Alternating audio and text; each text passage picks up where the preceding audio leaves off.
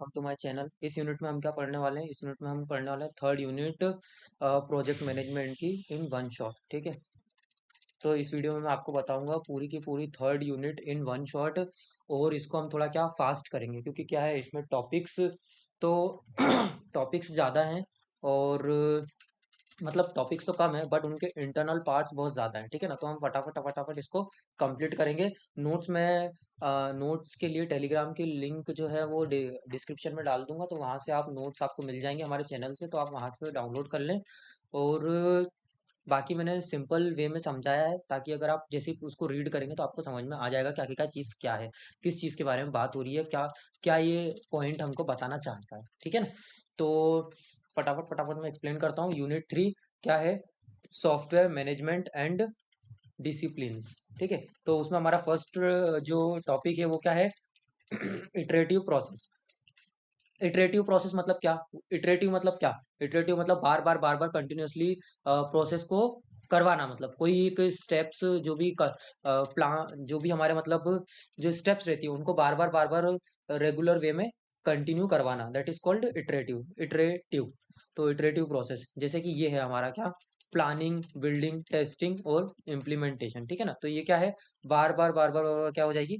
चलती जाएगी चलती जाएगी चलती जाएगी, जिससे हमें क्या एक अच्छा प्रोडक्ट मिले इन शॉर्ट फाइनली। ठीक है ना, तो इटरेटिव प्रोसेस क्या होती है? An iterative process is a way of doing a project in a repeated small step iterations rather than the all at once. मतलब एक ही बार में किसी भी प्रोजेक्ट को एक ही बार में बनाने की वजह हम क्या करते हैं? मल्टीपल उसको डिवाइड करते हैं, मतलब मल्टीपल पार्ट में, और उसके बाद क्या करते हैं? उनको एक एक करके हम क्या करते हैं? उनको प्रोसेस करते हैं, मतलब उनके ऊपर वर्क करते हैं, है ना। और उसके बाद जब हमारा प्रोजेक्ट कंप्लीट हो जाता है तो उसके बाद क्या होता है कि हम वापस से जो भी, जैसे मान लीजिए प्रोजेक्ट कंप्लीट हो गया, उसके बाद क्या करते हैं कि जो प्रोजेक्ट बन चुका है उसको हम रीटेस्टिंग वगैरह जो भी रहती है, मतलब उसके बाद जो भी टेस्टिंग है, प्लानिंग से जो करी हुई रहती है, उन सबको क्या करते हैं? टेस्ट करते हैं। ठीक है ना, और जो मतलब जो हमारा प्रोजेक्ट, और उसमें होता क्या है इटरेटिव प्रोसेस में कि जो हमारा पूरा बड़ा प्रोजेक्ट है उनको कुछ स्मॉल स्मॉल पार्ट्स में डिवाइड कर देते हैं, और उनको क्या करते हैं? बार बार हम टेस्टिंग और ये सब अप्लाई करते हैं, ताकि हमको क्या मिल सके? एक इफिशियंट और सक्सेसफुल प्रोजेक्ट हम बना सकें, मतलब ठीक है, सॉफ्टवेयर बना सकें इन ईच स्टेप्स। और ये क्या स्टेप स्टेप बाय स्टेप होती है। ठीक है ना, तो in each step we can in each step planning, building, testing और इम्प्लीमेंटेशन एंड देन रिपीट। उसके बाद क्या करते हैं? हम इन सभी स्टेप्स को करते रहते, रिपीट करते जाते हैं। ठीक है, इन सिंपल मतलब क्या बोलते हैं अपने इटरेटिव प्रोसेस में होता क्या है? इन सिंपल क्या?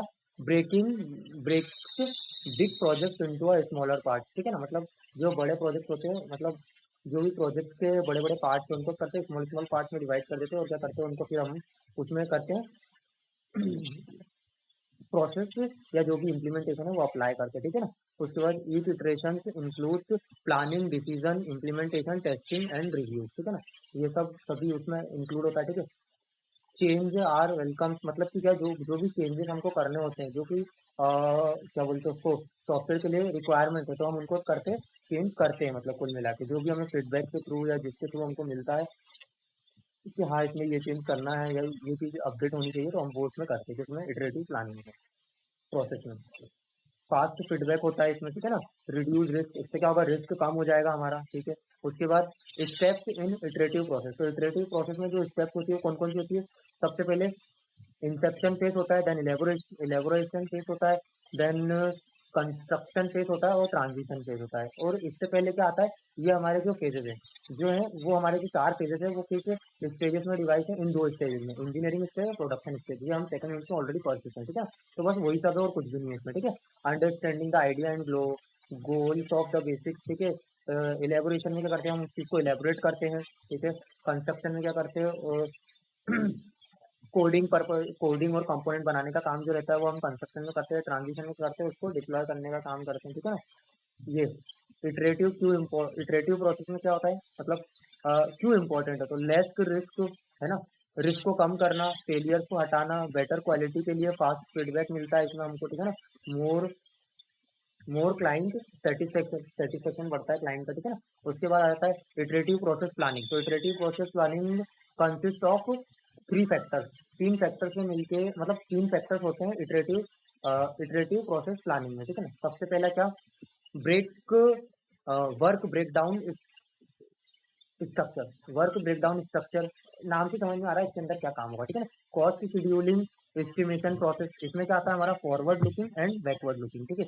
फिर आता है हमारा कम कंबाइन कंबाइंड फॉर्म मतलब क्या, इन दोनों का कंबाइंड फॉर्म कुल मिला के, ठीक है, स्टेज प्लस फेजेस। तो सबसे पहले इटरेशन प्लानिंग प्रोसेस क्या होती है। Iteration planning process is a step by step method used to plan and manage the each iteration small phases. मतलब जो हमारे मल्टीपल, मतलब जो हमारे स्मॉल फेजेस होते हैं उनको करके बार बार क्या करते हैं, उनमें प्रोसेस करते हैं कुल मिला के, ठीक है ना। उनमें जो भी बग्स डीबग्स जो भी है उन सबको सॉल्व करते हैं, ठीक है ना। उसमें हम क्या करते हैं, मतलब प्लानिंग करते हैं और मैनेजमेंट करते हैं, ठीक है ना, in a software project. It helps to organise what work will be done, मतलब ये किस चीज में हेल्प करता है, what work will be done, ठीक है। हाउ विल डू इट, मतलब किस तरीके से हम कर सकते हैं, कोई अगर एरर वगैरह आई है तो कैसे सॉल्व कर सकते हैं, ये इटरेशन में होता है। मतलब इससे क्या होता है, हमको इफिशिएंट सॉफ्टवेयर प्रोवाइड मिलता है, मतलब how much time and cost it will take, ठीक है। फिर अपना वर्क ब्रेकडाउन में क्या होता है, वर्क ब्रेकडाउन मतलब क्या, कि कोई बड़ा सा कोई टास्क है उसको करेंगे हम मल्टीपल मल्टीपल उसमें पार्ट्स में उसको डिवाइड कर देंगे, ताकि इससे क्या होगा, हमारा काम भी फास्ट हो जाएगा और इजी हो जाएगा। और ये जो पार्ट्स है हम अलग अलग अपने जो मेंबर्स हैं, डेवलपर मेंबर्स, उनको दे देंगे, तो ये काम, मतलब जो ये बड़ा जो कंपोनेंट है वो जल्दी कंप्लीट हो जाएगा कुल मिला के, ठीक है ना। तो क्या होता है इसमें, a work breakdown structure is a like a tree diagram, ये ट्री डायग्राम की तरह होता है। Tree diagram that breaks the entire project into a small manageable task, ठीक है ना। जो मैंने बताया था वही और कुछ नहीं है। फिर ये मैंने बता दिया, ये हो गया, ये हो गया। फिर उसके बाद आता है हमारा फर्स्ट लेवल फर्स्ट लेवल क्या बोलते हैं अपने, work breakdown structure, default budgets, और इसको हम बोलते हैं क्या, फर्स्ट गाइडलाइन, ठीक है ना। फर्स्ट गाइडलाइन मतलब कि क्या, जो हमारा ये जो ब्रेकडाउन होता है वो किस फॉर्म में होता है, ठीक है ना। और बजटिंग वगैरह जो भी रहता है उसमें, ठीक है ना। तो ये मैनेजमेंट में 10%, इन्वायरमेंट में 10%, रिक्वायरमेंट में 10%, और ये सब, ठीक है ना। और ये पूरा ओवरव्यू है अपना WBS का, ठीक है, इंपॉर्टेंस। फिर उसके बाद ऐसे ही हमारा ये दूसरी गाइडलाइंस होती है काय से रिलेटेड, अपने क्या बोलते हैं, स्टेजेस से रिलेटेड, ठीक है ना। जैसे इंसेप्शन फेज है, इलेबोरेशन फेज है, कंस्ट्रक्शन फेज है, और अपना ट्रांजिशन फेज है, ठीक है ना। इसमें एफर्ट्स कितने लगेंगे और अपने शेड्यूल्स कितना क्या होगा, वो हम इसमें देखते हैं। फिर अपना आ जाता है cost scheduling estimating and process, ठीक है। इसका मतलब क्या है, वही कॉस्ट और शेड्यूलिंग, मतलब कॉस्टिंग और शेड्यूलिंग करना, ठीक है, उसको एस्टिमेट करना।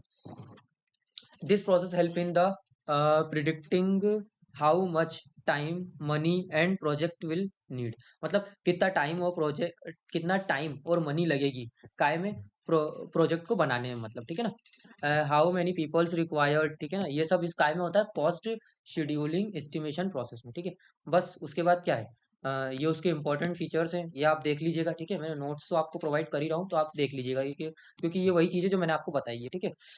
It is done in two ways, दो वे से डन होती है, तो forward looking top down and backward looking bottom up. इसमें क्या होता है, फॉरवर्ड में क्या होता है, हम ऊपर ऊपर का मतलब बोले तो सिर्फ ऊपर ऊपर का कंटेंट देखते हो। उसके बाद ब्रेकडाउन में क्या होता है, उसके इंटरनल जो भी पार्ट्स हैं उनमें डीप वर्किंग होती है कुल मिला के, ठीक है ना।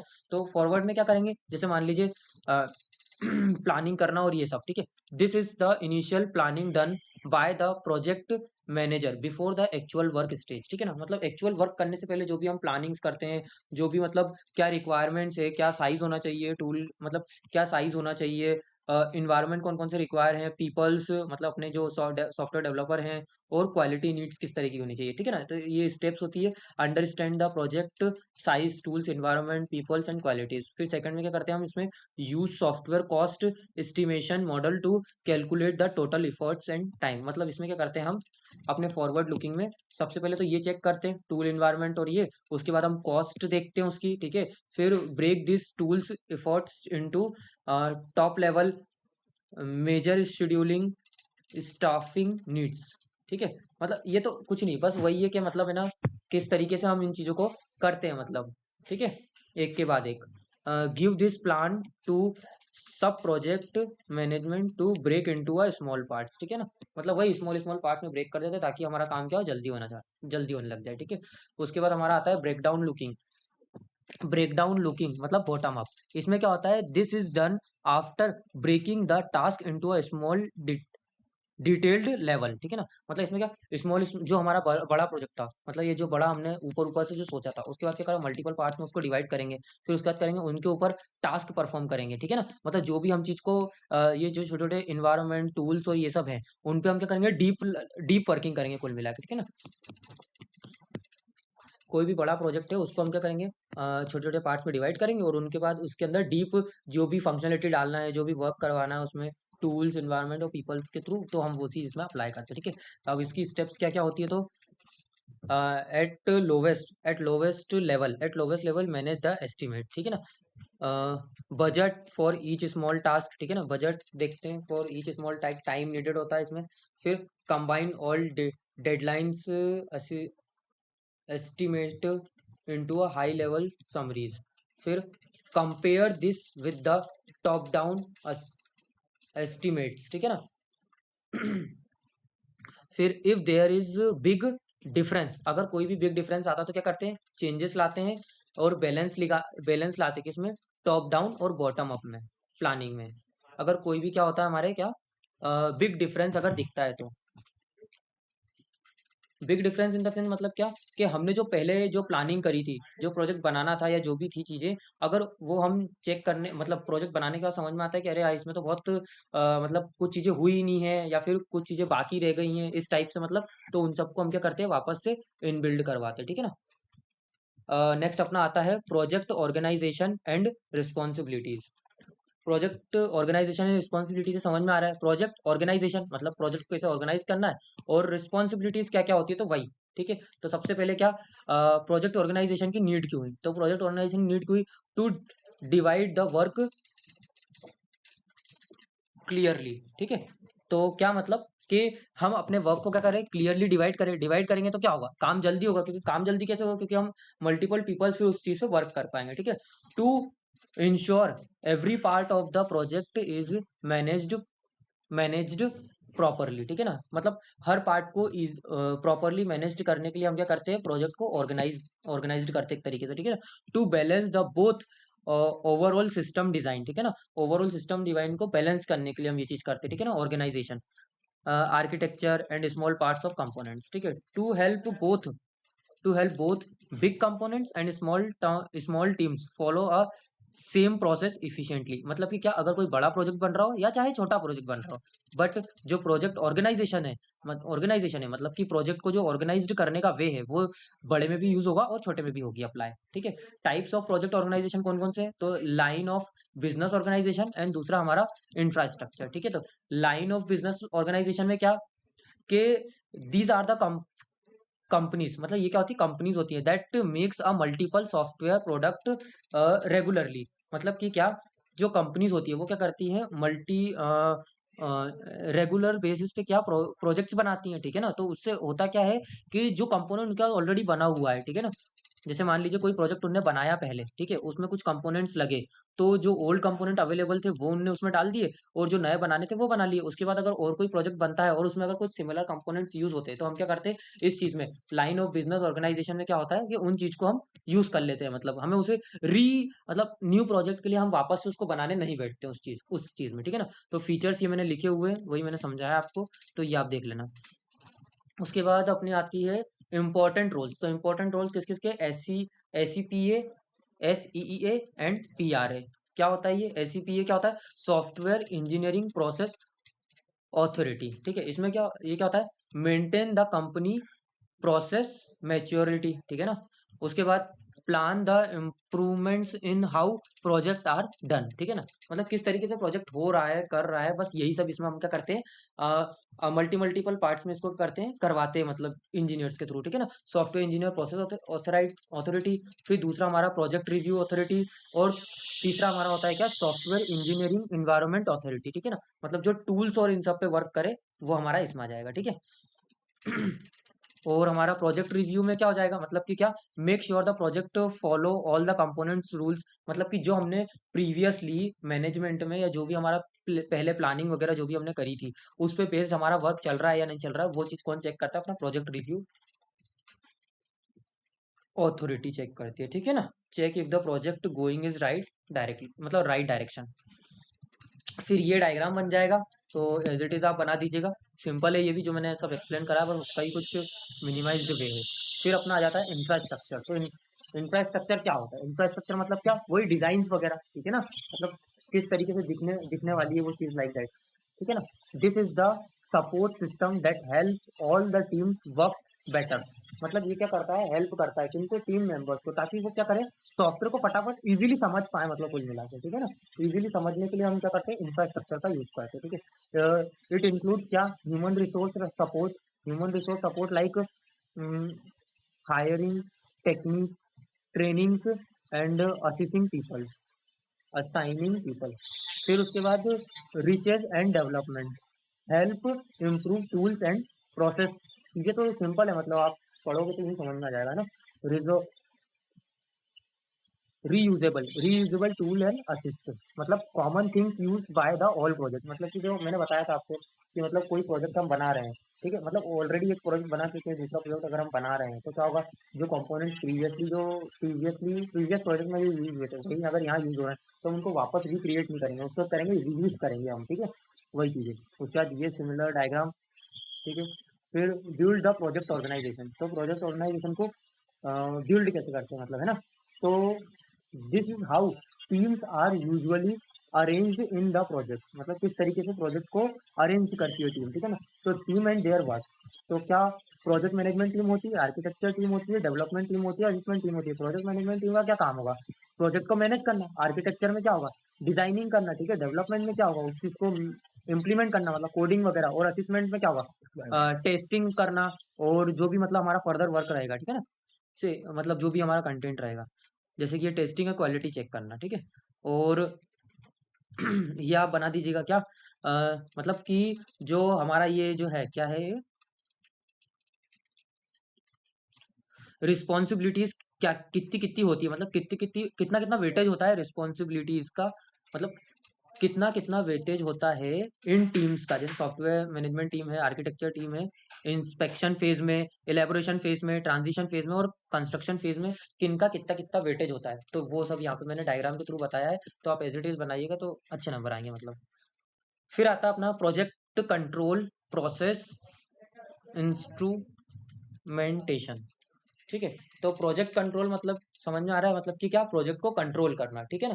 प्रोजेक्ट को किस तरीके से कंट्रोल करेंगे, तो this is about how to track, measure and control and progress cost, control the progress cost and quality of the software project using the metrics and indicators, मतलब कि क्या, प्रोजेक्ट को हम कैसे कंट्रोल कर सकते हैं, तो कैसे हम उसमें जो भी टास्क है वो देखेंगे, जो अपने जो भी मतलब टेस्ट वगैरह है, कॉस्ट कितनी लग रही है, ये सबको जब हम कंट्रोल करते हुए चलेंगे और अच्छी क्वालिटी का अगर सॉफ्टवेयर बनता है तो ये सब क्या होता है, हमारा प्रोजेक्ट कंट्रोल के अंदर आता है। और ये चीज होती कैसे, मैट्रिक्स और इंडिकेटर्स के थ्रू, ठीक है ना। तो ये भी मैं आपको अभी एक्स्ट्रा डीप में बताऊंगा, मतलब ठीक है आगे। फिर हमारा आता है प्रोजेक्ट कंट्रोल। तो प्रोजेक्ट कंट्रोल क्या होता है, it means checking whether the project is going as per the plan, मतलब जो भी हमने प्लानिंग करी थी इनिशियली उसके हिसाब से चल रहा है कि नहीं चल रहा है, यही होता है प्रोजेक्ट कंट्रोल, ठीक है ना। वही चीजें जो कि it involve tracking works cost, team performance and software quality, ठीक है।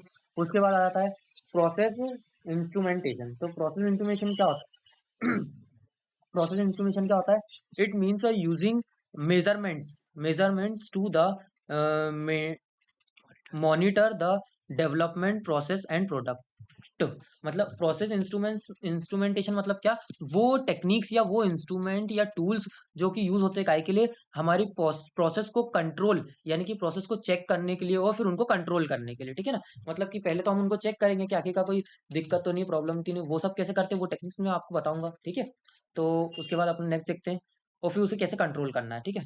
This measurement help help making the better decision and improving the process. ठीक है, मतलब सिंपल सी बात है, मतलब अगर हम सारी एरर्स को सॉल्व कर लेंगे, डिबग्स कर लेंगे और जो भी फंक्शनलिटी है वो बढ़िया कर देंगे, तो क्या होगा, हमारा जो प्रोजेक्ट बनेगा वो बढ़िया बनेगा। ठीक है ना।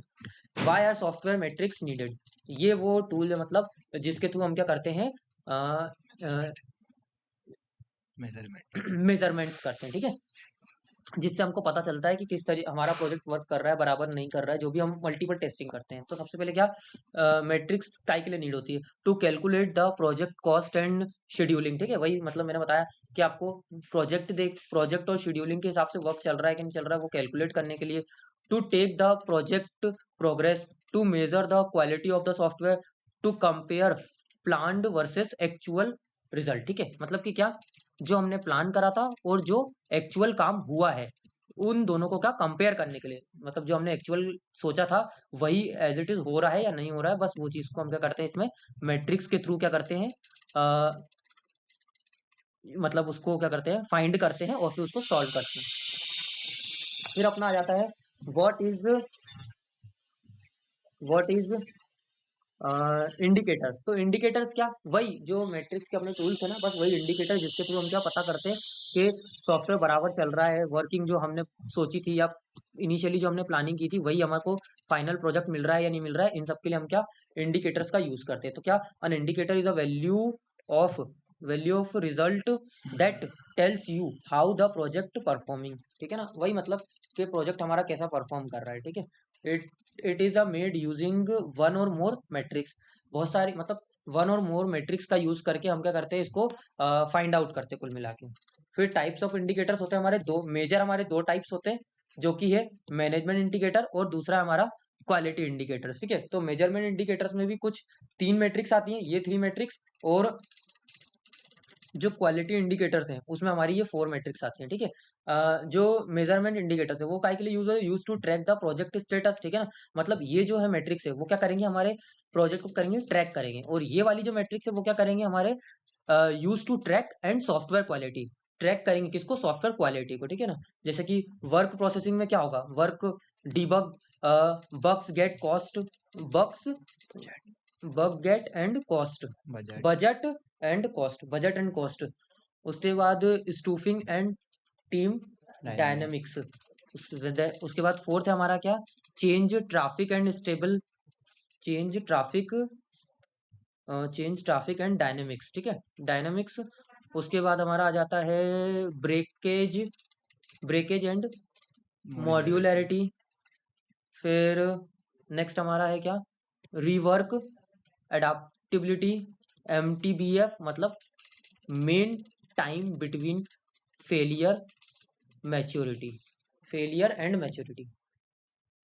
ठीक है, उसके बाद जो दीज ये हमारी जो 7 मैट्रिक्स है जो मैंने अभी आपको बताई, 4 मैट्रिक्स है, एक क्वेश्चन आता है हमारा कोर्स रिलेटेड तो उसके लिए भी यही आंसर होता है। ठीक है ना, तो ये हमने पूरी जो मैंने अभी समझाया आपको बस वही सब इसमें लिखा हुआ है, तो एक बार आप देख लीजिएगा। ठीक है, उसके बाद आ जाती है हमारी life cycle expectation. Life cycle expectation मतलब क्या, वही हमारी लाइफ साइकिल की, मतलब लाइफ साइकिल से हम क्या एक्सपेक्ट करते हैं कुल मिला के। ठीक है ना, मतलब एक्सपेक्टेशन मतलब क्या, कि हमारा प्रोजेक्ट जो चल रहा है मतलब स्टार्टिंग से लेके एंड तक वो बढ़िया तरीके से हो जाए, मतलब कुल मिला के। ठीक है, तो इसको अब हम देख लेते हैं। Life cycle expectation means what you should expect, मतलब कि जो हमने एक्सपेक्ट करा था, व्हाट यू शुड एक्सपेक्ट जो आपने एक्सपेक्ट करा था during the each phase of the software project. ठीक है, आपके पास इट कवर्स हाउ प्रोग्रेस, मतलब ये क्या कवर करता है हमारा एक्सपेक्टेशन में, कि प्रोग्रेस कैसी चल रही है, एफर्ट्स जो हमने लगाए हैं मतलब वो बढ़िया रहे कि नहीं रहे, कॉस्ट कॉस्ट स्टीफिंग। उसके बाद क्वालिटी चेंजेस, मतलब कि हमने जो क्वालिटी डिफाइन करी थी कि इस टाइप से होना चाहिए, वो हमारा मतलब जो फाइनल हमारा प्रोडक्ट बना है वो है कि नहीं है, है ना। वही हम इन सब में क्या देखते हैं, in a different phases of the project, ये सब हम क्या करते हैं मतलब हमारे एक्सपेक्टेशन में आती है ये सब चीजें। ठीक है, मेन आइडिया क्या है, a software project goals through the 4 major phases, 4 major phases होते हैं, वही हमारे इंस्पेक्शन, इलेबोरेशन, कंस्ट्रक्शन और हमारा ट्रांजिशन फेज। और ये उन सब इनका ही वही कॉन्सेप्ट था और कुछ भी नहीं है, सेम वही मतलब आइडिया जो हमने आइडिया रखा था, इलेबोरेशन मतलब उसी को और मोर डिस्क्राइब जो हमने करा था वो वाली चीजें, कंस्ट्रक्शन में हमने प्रोजेक्ट की जो मेन कोडिंग वगैरह पर्पस था वो डिप्लॉयमेंट पर्पस, बस वही चीजें हैं, ठीक है। Each phase has its own goals, efforts efforts level और कॉस्ट एंड मैच्योरिटी, ठीक है। और ये एक डायग्राम है हमारा, मतलब ये टेबल है, इसको आप देख लीजिएगा। तो इसको आप ड्रॉ कर दीजिएगा, मतलब कुछ भी नहीं, सिंपल है, मतलब कि प्रोग्रेस जो आइटम है हमारा प्रोग्रेस, तो प्रोग्रेस का इंस्पेक्शन फेज में, इलेबोरेशन फेज में, कंस्ट्रक्शन फेज में और ट्रांजिशन फेज में कितना वो इंपॉर्टेंट है, मतलब कुल मिला के, ठीक है ना। तो वो चीज़ है इसके अंदर, ठीक है। नेक्स्ट हमारा आ जाता है क्या, वही इंस्पेक्शन फेज जो मैंने बताया अभी आपको ऊपर ही। इंस्पेक्शन फेज जस्ट स्टार्टिंग, मतलब स्टार्टिंग फेज होता है हमारा ये।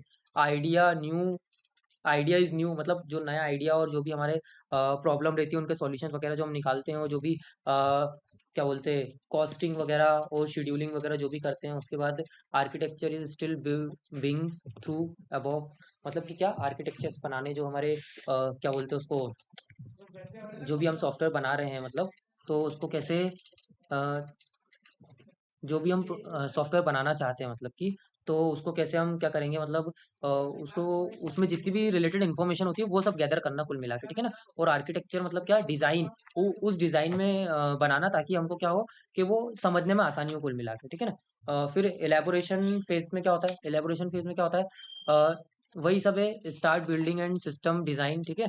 और कंस्ट्रक्शन फेज भी मैंने बता दिया आपको, ट्रांजिशन फेज भी मैंने आपको बता दिया। फिर हमारा क्या आता था, लाइफ साइकिल एक्सपेक्टेशन यूजफुल, मतलब लाइफ साइकिल एक्सपेक्टेशन क्यों यूजफुल है, तो प्लानिंग पर्पस के लिए, कि जो हमने जो प्लान करा था और जो हमारा फाइनल रिजल्ट निकला है वो एज इट इज है या नहीं है, मतलब कोई डिफरेंस तो नहीं आया। When where to put the more effort and budget, मतलब कि क्या, मतलब और एफर्ट्स लगाने पड़ेंगे क्या हमको, या फिर और कुछ करना है, या बजट वगैरह में तो कोई गड़बड़ नहीं हो रही है, लाइक दैट हम ये क्या करते हैं, एक्सपेक्टेशंस जो होती है हमारी वो सब हम देखते हैं, मतलब है ना। Help management and teams stay up prepared and organised. Next हमारा आ जाता है क्या, प्रोसेस ऑटोमेशन। तो प्रोसेस ऑटोमेशन से समझ में आ रहा है क्या, कि मतलब किसी भी प्रोसेस को ऑटोमेट करवाना, ठीक है ना। प्रोसेस मतलब क्या, कि कोई भी हम किसी पर्टिकुलर प्रोसेस या पर्टिकुलर फेज पे तो उसको ऑटोमेटिकली परफॉर्म करवाना, लाइक दैट, इसको हम क्या बोलते हैं, प्रोसेस ऑटोमेशन। तो क्या होता है process automation, process automation means using tools, और ऑटोमेशन काय के थ्रू, टूल्स के थ्रू, है ना। Automation can using tools and software to automate a task into a software development process, to solve time, to solve problems, reduce time, reduce error and improve the efficiency, ठीक है ना। मतलब कि क्या, अगर हम ऑटोमेटिक, मतलब टूल्स के थ्रू ऑटोमेटिक जब ये काम करवाएंगे तो हमारा क्या होगा, टाइम भी बचेगा एक तो, दूसरा हमारी एरर्स आने के चांसेस भी कम रहेंगे, ठीक है ना। और इफिशिएंटली हमारा काम हो पाएगा, ठीक है। इसकी नीड्स क्यों है, तो वो मैंने नीड्स भी आपको यहाँ पे लिख दिया, आप देख लीजिएगा, ठीक है। उसके बाद 3 लेवल होते हैं हमारे प्रोसेस ऑटोमेशन में, तो हम मेटा प्रोसेस, मैक्रो प्रोसेस और, sorry, Meta process, macro process and micro process, ठीक है। तो मेटा प्रोसेस में क्या होता है, automation support for this level is called infrastructure, मतलब कि क्या, एक सेकेंड, ऑटोमेशन, जो ऑटोमेशन सपोर्ट होता है इसमें, ठीक है ना, फॉर दिस लेवल, उसको क्या बोलते हैं, इंफ्रास्ट्रक्चर बोलते हैं, ठीक है ना। इंफ्रास्ट्रक्चर के लिए हम जो ऑटोमेशन यूज करते हैं that is called Meta process, Meta process. फिर माइक्रो प्रोसेस में क्या करते हैं हम, automation support for the projects process, ठीक है, इज कॉल्ड अ एनवायरमेंट, मतलब टूल्स वगैरह का जो यूज होता है वो वाली चीज यहाँ आ जाएगी, है ना। मतलब टूल्स तो सब में यूज होने वाले हैं, है ना। उसके बाद इसका एग्जांपल था, हाँ, इसका एग्जांपल क्या है, whole company level and tools for all project. यहाँ पे एग्जांपल क्या है, one specific project one specific project and tool and setup. Macro process में क्या होता है, automation support for the generating artefact is called tools, ठीक है ना। ये आ जाएगा उसके अंदर। उसके बाद क्या होता है हमारे बेनिफिट्स ऑफ प्रोसेस ऑटोमेशन के, बेनिफिट्स क्या है, तो टाइम टाइम और एफर्ट्स कम लगेंगे हमारे, ठीक है। रिड्यूस मिस्टेक्स कम होगी उसके बाद, और फिर ये सारे, ठीक है। फिर हमारे कॉमन टूल जो यूज होते हैं, ठीक है ना। तो कॉमन टूल कौन कौन से, कुछ भी नहीं, जो मैनेजमेंट में टूल यूज होगा, रिक्वायरमेंट में, डिजाइन में, इम्प्लीमेंटेशन, असिस्मेंट में और डिप्लॉयमेंट में, ठीक है ना। तो वो कौन कौन सा टूल है, जैसे कि मान लीजिए हमारा ये मैनेजमेंट वर्कफ्लो पे हम, तो क्या होगा, वर्कफ्लो ऑटोमेशन नाम का टूल, और मैट्रिक्स ट्रैकिंग हम करते हैं, मैट्रिक्स ट्रैकिंग। उसके बाद रिक्वायरमेंट में क्या करेंगे, रिक्वायरमेंट मैनेजमेंट टूल्स का यूज करेंगे। डिजाइन में क्या करेंगे, विजुअल मॉडलिंग टूल्स का यूज करेंगे, जैसे कि यूएमएल और डायग्राम्स वगैरह हमारे। इम्प्लीमेंटेशन में एडिटर्स और कंपाइलर्स का यूज करेंगे। असिस्मेंट में क्या करेंगे, टेस्टिंग टूल्स और डिफेक्ट ट्रैकिंग का यूज करेंगे, मतलब हम ताकि हम ट्रैक कर सके और उस चीज को सॉल्व कर सके, ठीक है। और डिप्लॉयमेंट में हम release and deploy the tools, ठीक है। Three project three project environment, मतलब प्रोजेक्ट इन्वायरमेंट हमारे थ्री टाइप्स के होते हैं एक तरीके से। तो पहला हमारा कौन सा है, प्रोटोटाइप इन्वायरमेंट। दूसरा हमारा है डेवलपमेंट इन्वायरमेंट। और तीसरा है मेंटेनेंस इन्वायरमेंट, ठीक है ना। तो प्रोटोटाइप में क्या होता है, for a typing out typing out architecture ideas easily and architecture and ideas easily, मतलब कि क्या इसमें क्या इंक्लूड होता है, include an architecture based test bed for prototypes to evaluate the trade off the trade off during inception and elaboration phase. मतलब जो Inception और इलेबोरेशन फेज में जो वर्किंग होती है ना, उनसे वो जो है क्या होता है, include an architecture test beds for prototypes to evaluate the trade off during the inspection and elaboration phase. मतलब जो भी काम इंस्पेक्शन और इलेबोरेशन फेज में जो होता है ना, वो हमारा क्या प्रोटोटाइप इन्वायरमेंट में आता है, ठीक है ना। उसके बाद डेवलपमेंट इन्वायरमेंट में हमारा डेवलपमेंट इन्वायरमेंट का फुल टूल्स, सारे के सारे टूल्स फॉर कोडिंग और डिजाइनिंग टेस्टिंग, ठीक है ना। मतलब डेवलपमेंट इन्वायरमेंट में क्या होगा, हमारे जितने भी टूल्स है कोडिंग से रिलेटेड, डिजाइन से रिलेटेड और टेस्टिंग से रिलेटेड, वो सब काय में आएंगे, डेवलपमेंट इन्वायरमेंट में आएंगे। It include the full use of development tools needed to support various process workflow and round tripping engineering, ठीक है ना। उसके बाद हमारा मेंटेनेंस, क्या मतलब कि जैसे हमारा फर्दर प्रोजेक्ट बन चुका है, उसके बाद जो मेंटेनेंस इन्वायरमेंट लगता है वो वाली चीज़ है, ठीक है ना। वो environment use for the fixing and updating the software after release, मतलब रिलीज करने के बाद जो भी उसमें अपडेट्स वगैरह जो भी हैं उनको मेंटेन करना, बस वही सब इसमें आता है, ठीक है ना। मैंने बता ही दिया आपको। उसके बाद इंपॉर्टेंट कॉन्सेप्ट्स की बात करें अब अपन तो कुछ इंपॉर्टेंट कॉन्सेप्ट्स है, जैसे कि राउंड ट्रिप इंजीनियरिंग। तो राउंड ट्रिपिंग इंजीनियरिंग में क्या होता है, कीपिंग ऑल पॉइंट्स, हर पॉइंट्स का ध्यान रखा जाता है, जैसे कि डिजाइन है, कोडिंग है, डॉक्यूमेंट्स है, इन द सिंक ऑटोमेटिकली, मतलब कि क्या हम पढ़ क्या रहे हैं, प्रोसेस ऑटोमेशन, ठीक है ना। तो ऑटोमेटिकली परफॉर्म करवाने वाली चीज हम क्या करते हैं, इसमें आ जाओ फिर। तो राउंड ट्रिपिंग इंजीनियरिंग है ना, keep all the keep all the parts design coding documents in the sync automatically, ठीक है ना। मतलब ऑटोमेटिकली करवाएंगे तो उससे मैंने बताया सही क्या होगा, कि टाइम कम लगेगा, उसके बाद कॉस्ट कम लगेगी, और अपने क्या बोलते हैं एक्यूरेसी भी अच्छी आएगी, है क्या नहीं। और help to maintain the consistency and avoid errors, जो मैंने बताया आपको, ठीक है ना। चेंज मैनेजमेंट में क्या, automatically track the changes in the software. Change management से हम क्या करते हैं, चेंज मैनेजमेंट के थ्रू क्या होता है, ऑटोमेटिकली हम क्या करते हैं, ट्रैक करते हैं इसमें, ठीक है ना। ऑटोमेटिकली ट्रैक कर पाते हैं चेंजेस जो भी सॉफ्टवेयर में करना है, ठीक है ना। Make the change easier and safe, इससे क्या होता है कि जो भी हमको चेंज फर्दर चेंज करने होते हैं वो इजी हो जाते हैं और सेफली चेंज कर सकते हैं उसमें, ठीक है। Software change order, document that track what is the changed, why and how, मतलब कि डॉक्यूमेंट दैट ट्रैक, मतलब एक डॉक्यूमेंट होता है जो कि करता है, ट्रैक करता है व्हाट इज चेंज्ड, मतलब कि क्या चेंज हुआ, क्यों हुआ, और हाउ किस लिए किया गया, मतलब वो है ना। It includes the title, resources, solution and results, ठीक है, इनमें ये सब चीजें आती है।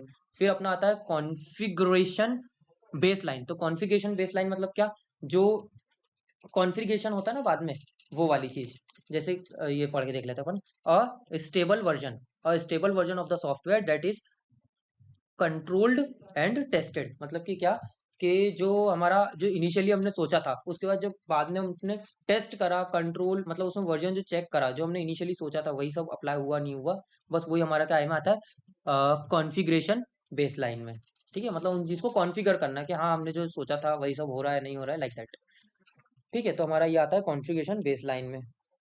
इसमें कुछ ये पॉइंट्स होते हैं अपने, टाइप्स होते हैं मतलब इसके, कि major release, minor release, interim मतलब टेम्पररी रिलीज।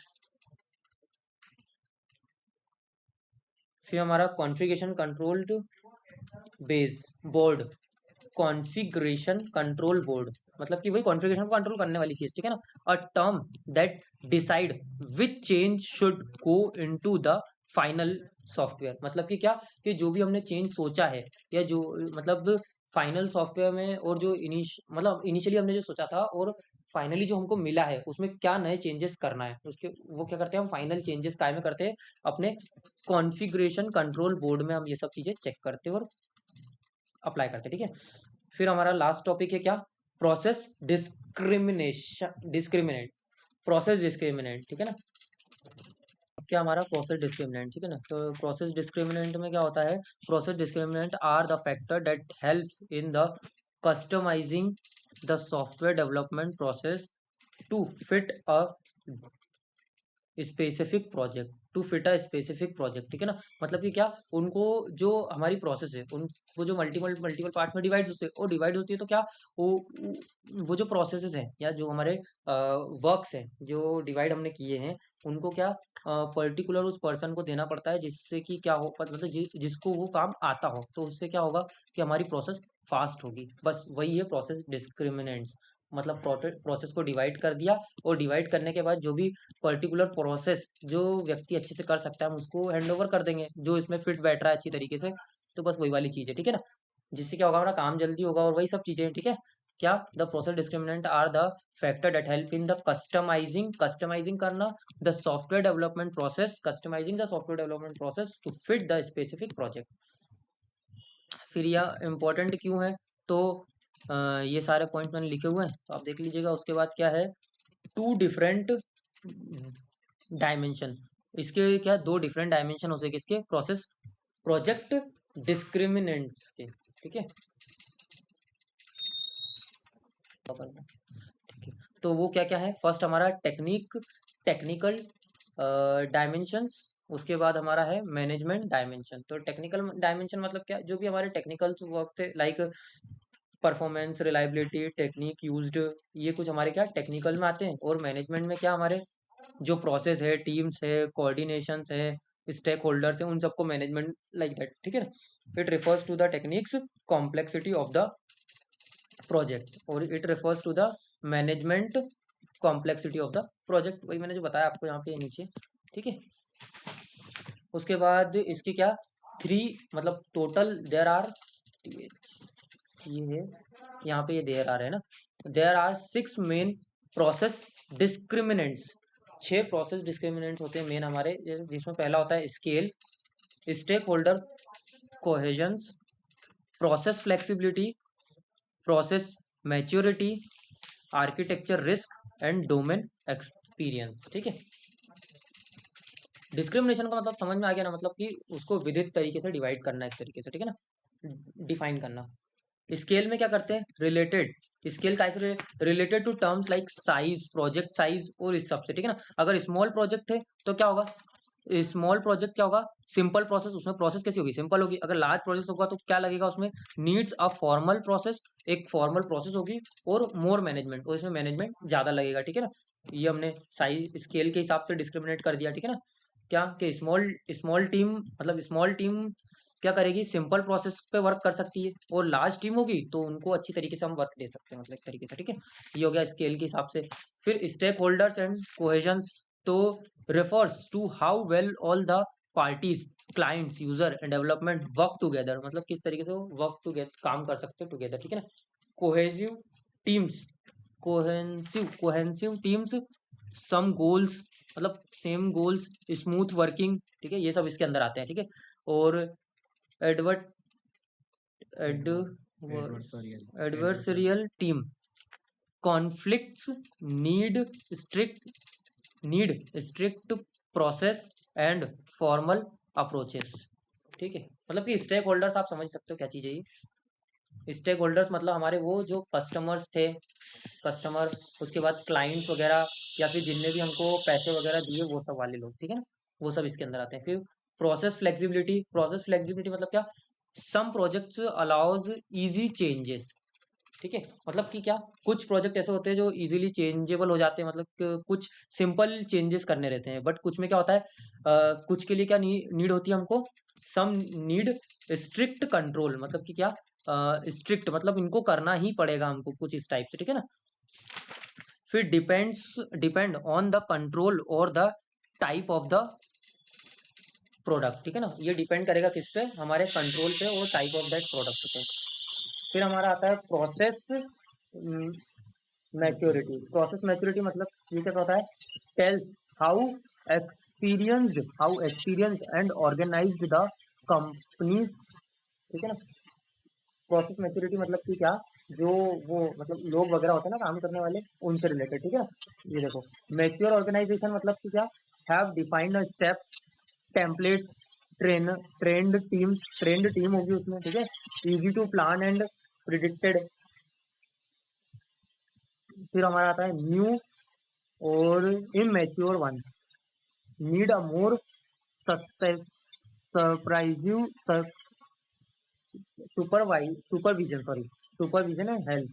मतलब कि क्या, जो मैंने प्रीवियसली भी आपको बताया था आई थिंक, कि जैसे मान लीजिए कोई हमने प्रोजेक्ट लिया, उस पे कोई स्किल्ड है और कुछ अनस्किल्ड है। अनस्किल्ड होगा तो क्या होगा कि काम फास्ट होगा, है ना, और प्लानिंग वगैरह भी फटाफट हो जाएगी और काम जल्दी होना चालू हो जाएगा। लेकिन जो अनस्किल्ड होंगे उनको चलेगी, वो उनको एक्सपीरियंस मतलब वो क्या बोलते हैं, नॉलेज लगेगा थोड़ा, और सपोर्ट लगेगा, हेल्प लगेगी इन सब की, देन फिर वो प्रोजेक्ट अच्छे से कर पाएंगे। ये होता है हमारा प्रोसेस मैच्योरिटी।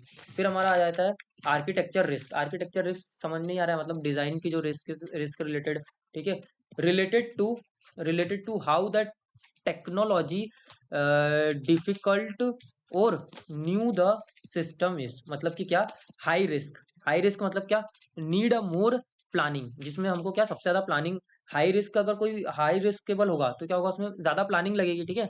टेस्टिंग और प्रोटोटाइप्स, मतलब टेस्टिंग लगेगी और प्लानिंग्स लगेगी, ठीक है ना। और लो रिस्क वाले में क्या होगा, प्रोसेस कैन बी सिंपलर, मतलब उसकी प्रोसेस क्या होगी, सिंपल होगी ना, आर्किटेक्चर की वगैरह की, ठीक है। बट अगर हाई रिस्केबल होगा तो उसके लिए उसमें क्या होगा, आर्किटेक्चर भी बहुत डिफिकल्ट बनेगा, मतलब, है ना, वही वाली चीज है। फिर अपना आ जाता है डोमेन एक्सपीरियंस, जो कि हमारा लास्ट है, लास्ट टॉपिक का लास्ट टाइप, मतलब, ठीक है। If the team has experience in the if the if the team has experience in the project domain, ठीक है, दे वर्क फास्ट। सेकंड अपना क्या, मेक फ्यू मिस्टेक, मतलब कि क्या, कि जो हमारा प्रोजेक्ट है, अगर उस पे क्या होगा, जो एक्सपीरियंस्ड बंदे होंगे, अगर मान लीजिए एक्सपीरियंस्ड बंदे होंगे तो क्या होगा, हमारा काम फास्ट होगा, और दूसरा हमारा क्या होगा, अ, इस मिस्टेक्स भी कम होगी। बट उसी के अलावा अगर क्या होता है कि मान लीजिए एक्सपीरियंस बंदे नहीं है तो क्या, वर्क की जो स्पीड है, मतलब काम करने की जो स्पीड है वो स्लो हो सकती है, वो मिस्टेक होने के चांसेस थोड़े ज्यादा रहेंगे, ठीक है ना। If not they need more time and support, तो उसमें क्या होगा, हमको टाइम और सपोर्ट ज्यादा लग जाएगा फिर उस केस में, ठीक है। तो यहाँ पे हमारी थर्ड यूनिट भी खत्म हो गई है प्रोजेक्ट मैनेजमेंट की। हमने अपनी इस पूरी प्लेलिस्ट में यूनिट 1 यूनिट 2 पूरी कवर करवा दी है। अगर आपने नहीं देखी है तो प्लीज जाके देख लेना, कुछ भी अगर छूटा है तो प्लीज देख लीजिएगा। सभी इंपॉर्टेंट टॉपिक्स हमने कवर करवाए हैं। वीडियो पसंद आई है तो प्लीज लाइक कीजिएगा, शेयर कीजिएगा और कमेंट कीजिएगा, ठीक है। और all the best for tomorrow paper. Thank you.